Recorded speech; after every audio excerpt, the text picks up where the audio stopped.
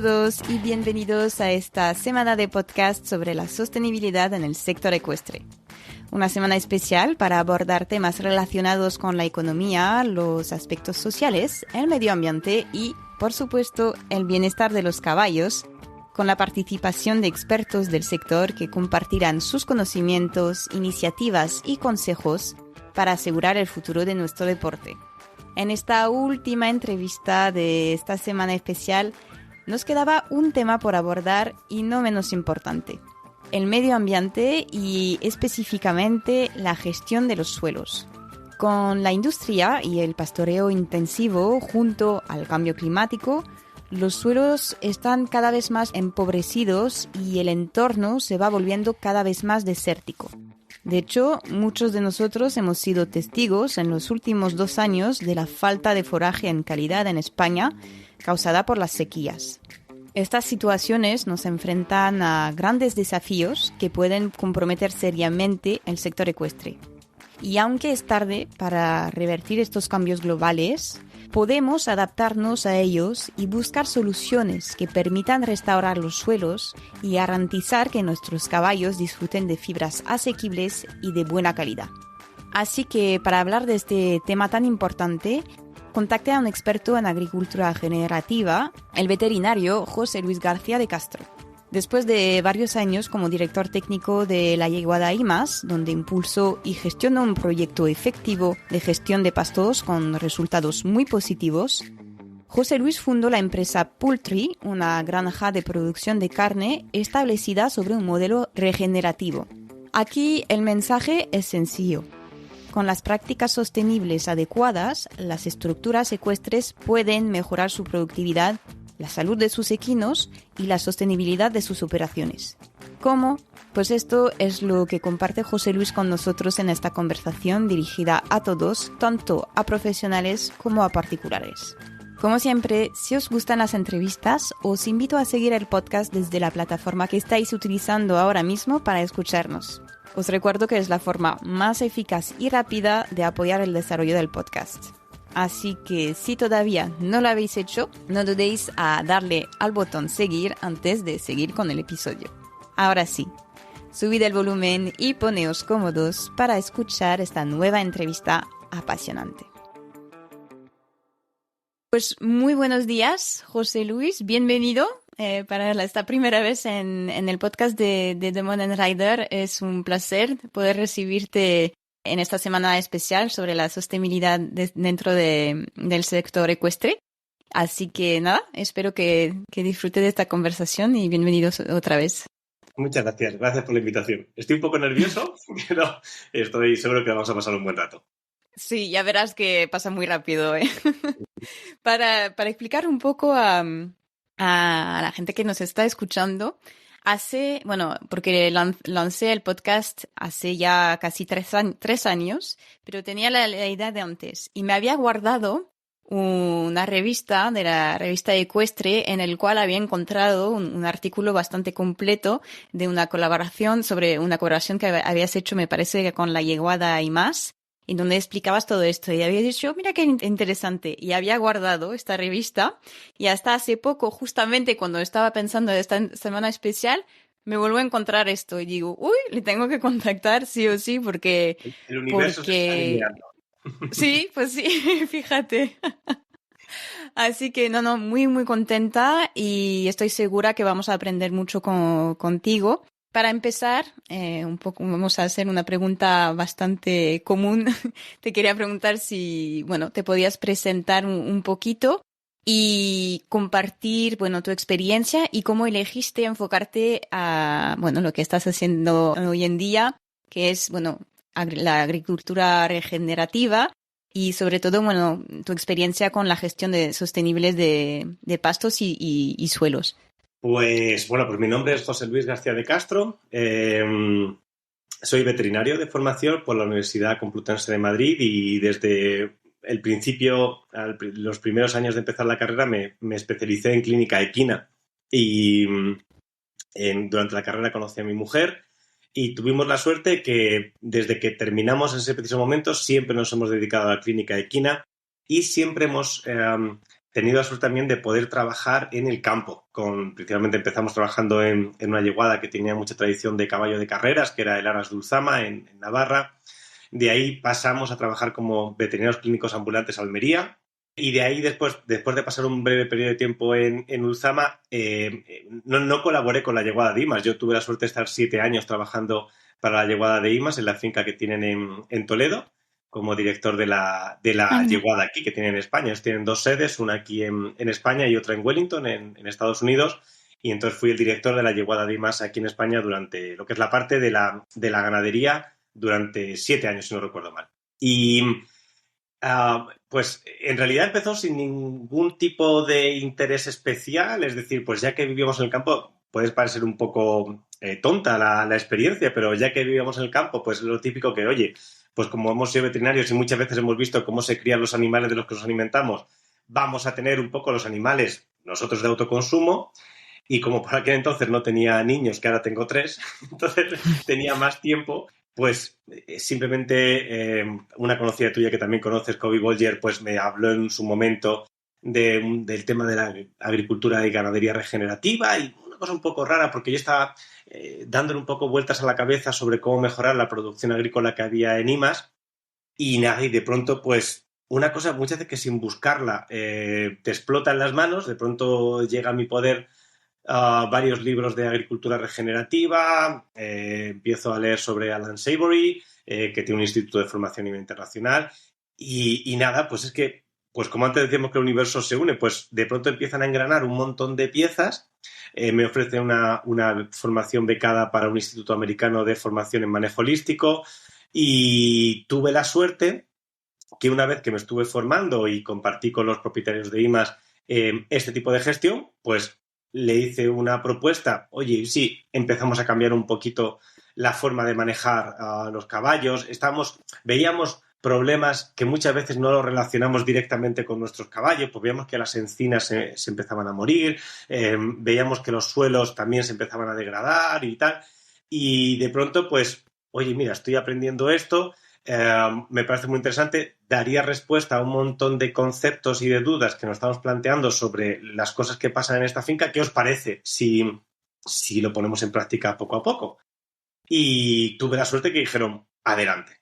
Y bueno, pues llegamos a mover en esa finca, pues llegamos a tener casi 210 caballos, casi 30-35 bueyes, incluso llegamos a meter unas naves de pollos en pastoreo, todo en movimiento sinérgico, en pastoreo rotacional dirigido, y los resultados que vimos fueron absolutamente increíbles, porque la suerte es que los pastizales, que son plantas en muchos casos de crecimiento anual, pues responden muy, muy rápido al cambio de manejo de los animales. Y eso nada, pues eso al final sigue evolucionando hacia el tipo de carne que consumimos, calidad de carne, salud de las personas, y eso hizo que hace 4 años pues me planteara dar el salto.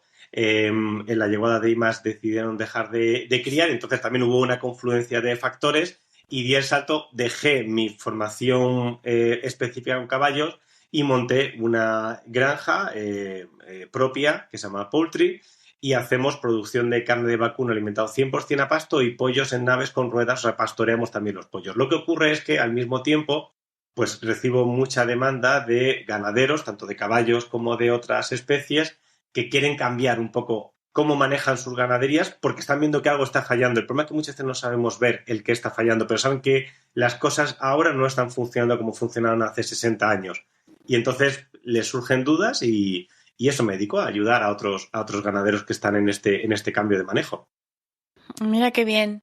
Imagino que, bueno, ¿cómo evolucionó? O sea, imagino que, bueno, con el cambio climático no debe de mejorar mucho el estado de los suelos, pero imagino que no es la única razón. ¿Podrías explicarnos un poco, pues, la evolución de los suelos, si puede ser específicamente, bueno, cuando hay ganado dentro? ¿Y cuál sería una visión del futuro hacia esos suelos? Porque no sé, imagino que va a seguir evolucionando. Claro. ¿Cuáles son los desafíos más importantes aquí? Pues igual que cuando hacemos una gestión que se llama holística, y yo sé que ahora mismo está como muy de moda la palabra holística y todo es holístico y hay medicina holística y gestión de empresas holísticas, el manejo holístico es un poco un análisis de no las piezas por separado que forman cualquier grupo, sino el conjunto, es decir, cómo interaccionan. Entonces, la degradación de los pastizales que estamos viendo en el sur de Europa, bueno, nosotros en el continente europeo, pero es una degradación que es mundial, sobre todo en los ecosistemas que son muy friables a nivel de humedad, es decir, los que tienen cambios muy bruscos de temperatura y de humedad del invierno al verano, que son ecosistemas muchísimo más sensibles, se deben a un conjunto de factores, todo influye. Es decir, obviamente, a mí no me gusta decir la lucha contra el cambio climático, porque el cambio climático es una realidad que estamos viviendo actualmente, así que lo que tenemos que hacer es adaptarnos a esa nueva realidad climática que estamos viviendo. Cada vez llueve menos y llueve de manera más esporádica, así que tenemos que tratar de conseguir que nuestros suelos estén preparados para esa poca agua que cae y esporádica poderla retener.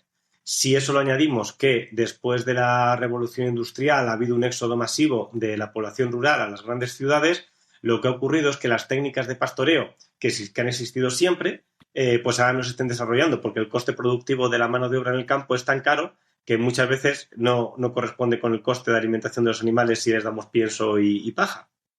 Entonces ha producido ese doble factor, un clima más exigente para nuestro ecosistema y un abandono de la labor del pastoreo. Y estas técnicas de ganadería regenerativa, el pastoreo se ha hecho hasta hace nada. Los pastores llevaban cada día a los animales a los sitios donde estaba la mejor comida, no donde estaban el día anterior.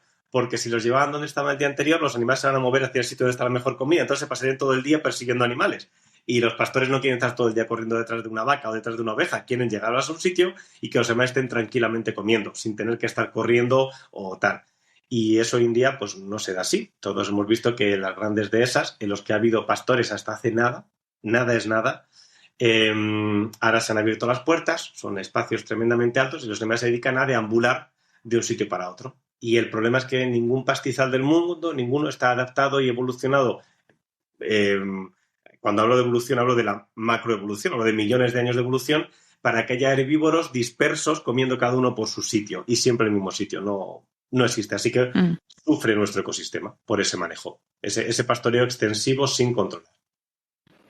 ¿Y entonces en qué consiste exactamente el pastoreo rotativo? Más que rotativo es dirigido. Porque rotativo, tú imagínate unas fichitas que forman unos quesitos del Trivial, ¿ok? Que tienen los 8 quesitos. Pues rotativo sería del 1 al 2, del 2 al 3, así, hasta que llegas al 8 y después empiezas por el 1, eso sería rotativo. Pero no es dirigido.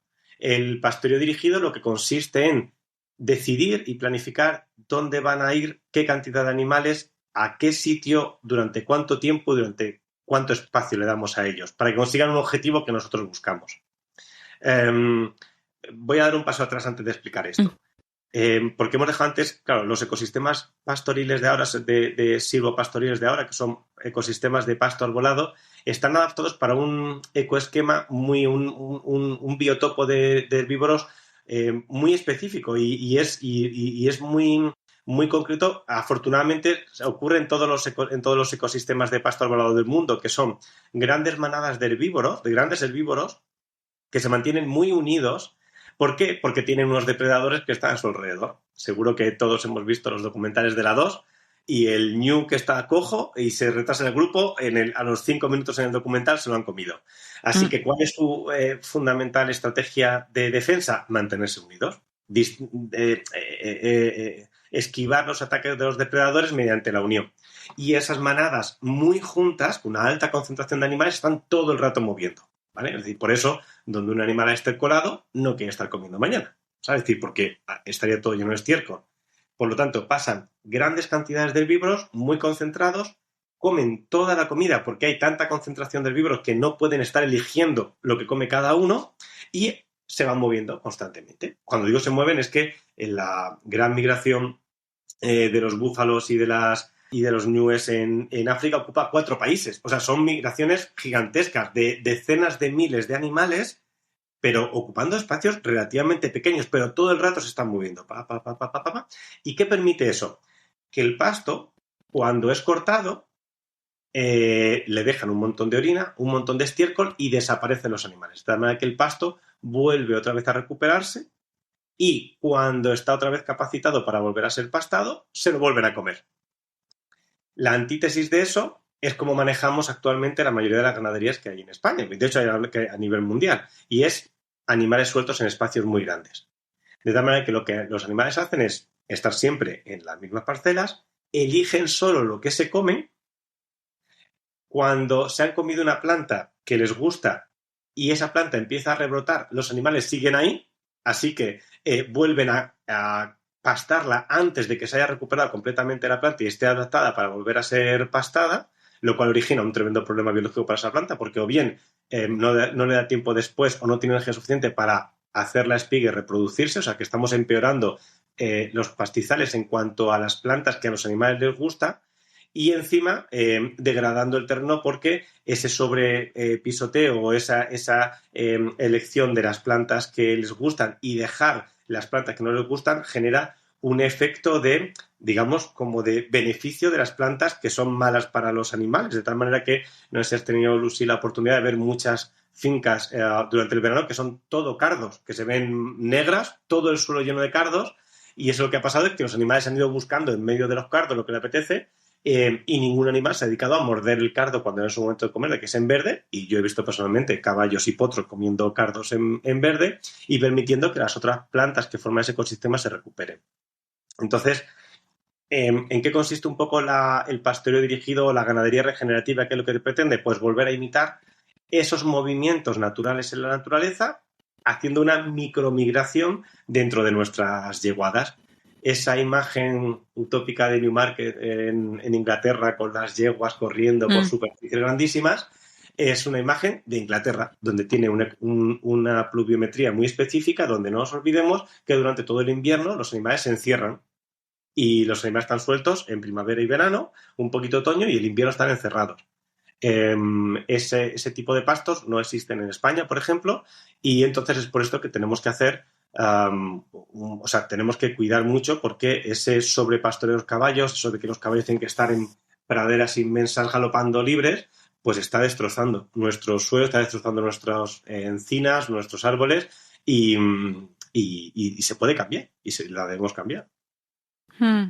Y por ejemplo, en la yeguada hay más, por ejemplo, ¿qué se hizo entonces concretamente para...? Bueno, pues lo que hicimos fue, utilizando los vallados fijos que teníamos entonces, a hacer un programa de pastoreo separando. Claro, en caballos tiene la dificultad que sabes que cada momento de cría en una yeguada tiene alimentación diferente y se mantienen los machos separados de las hembras. Así que teníamos 2 lotes de potros de menos de un año, 2 lotes de potros de un año, 2 lotes de potros de 2 años. Ya con 3 años esos potros pasaban a cuadra y se empezaban a desbravar. Y después los lotes de yeguas, vacías, preñadas, los que estaban en programa de luz, etcétera, y hacer un programa de pastoreo. Es decir, cogíamos las fincas y mediante cercados iba a decir portátiles, pero había una parte que era fija, pero mayormente portátiles, parcelábamos las grandes extensiones en superficies más pequeñas. No estamos hablando de paros, ¿sabes? Estamos hablando de, por ejemplo, ya vamos a tener concentraciones de 45 yeguas en 2,5 hectáreas, ¿vale? En movimientos de 3 días. Tampoco es tanto, ¿eh? ¿No? No. O sea, ¿tú te refieres de mucho o de poco? Que en 2 hectáreas para 45 caballos lo veo poco, casi. Poca superficie. Sí. Poca superficie, claro, pero piensa que están solo 3 días. Vale. O sea, lo que queremos es un impacto muy fuerte. 45 llevan 2 hectáreas, empiezan pam a comer, se lo comen todo fenomenal. No, lo dejan como si fuese una cortacésped. No hay elección. Ellos no eligen lo que quieren comer, se lo comen todo y después te vas. Y haces otra parcela, otra parcela y otra parcela. Y empezamos a hacer pruebas, pues con un lote, después tal, y al final terminamos moviendo toda la yeguada y los resultados fueron magníficos. Se desplomó el consumo de heno, bajó el consumo de pienso, porque también los animales tienen capacidad de acceder a pastos de mejor calidad. Entonces baja mucho el consumo de pienso. Teníamos excedente de producción de pasto durante el verano, que lo dejábamos en zonas que tenían materias orgánicas muy bajas, porque este suelo de esta finca tenía una materia orgánica muy, muy bajita, que era un poco el objetivo también, cómo vamos a recuperar la viabilidad ecológica del suelo, la viabilidad biológica del suelo, no sé si es una redundancia, pues vamos a mejorar el aporte de materia orgánica, hicimos un programa de mejora de pastos, porque, claro, Lucy, tienes que pensar que si durante mucho tiempo, no solo los propietarios de la yeguada, sino los anteriores que han manejado esa finca, lo han manejado de manera extensiva, durante años y años y años, por decir décadas, los animales se han dedicado a comerse las plantas que a ellos más les gustan. ¿Y qué ha ocurrido año tras año? Que las plantas que se han reproducido son las que no les gustan a los animales. Así que, ¿qué ocurre muchas veces cuando permitimos que una pradera que ha estado muy mal pastoreada durante muchos años crezca de manera espontánea? Pues que el banco de semillas ha cambiado. Debido al manejo erróneo que hemos hecho, ha cambiado ese banco de semillas, así que existen programas de mejora de pastos que se pueden hacer para recuperar la calidad nutricional de los pastos y utilizarlo como una herramienta, o sea, no una herramienta fundamental en la nutrición de los caballos de deporte. Y nada, en eso estuvimos, pues lo hicimos casi, pues estuve 5 años. Vale, y entonces ibais sembrando un poco o sembramos habéis dejado. Sembramos el primer año y cambiamos un poco el modelo, que era un monocultivo de avena, cambiamos el modelo a unas praderas polifíticas y la mayoría pasaban a ser praderas permanentes, es decir, son praderas que no se vuelven a sembrar. Las siembras un primer año y después lo que haces es cuidarlas. Si las siembras y no las cuidas, las pierdes muy rápidamente, pero si las siembras y las cuidas con un buen programa de pastoreo, aguantan fenomenal durante mucho tiempo. ¿Y a partir de cuánto tiempo se empezó a ver el cambio en los suelos, pues? Es inmediato en cuanto al tema de los pastos. Sí, ¿sí? El primer año. Tú tienes que pensar que muchas de las especies de gramíneas que tenemos en la península ibérica son anuales. Así que no hace falta que esperes mucho. Si surgen y tú las cuidas, pues van a comportarse de manera diferente a cuando no las cuidas. Entonces, en realidad, lo bueno que tienen estos programas de manejo es que el cambio a nivel de pastos es muy rápido.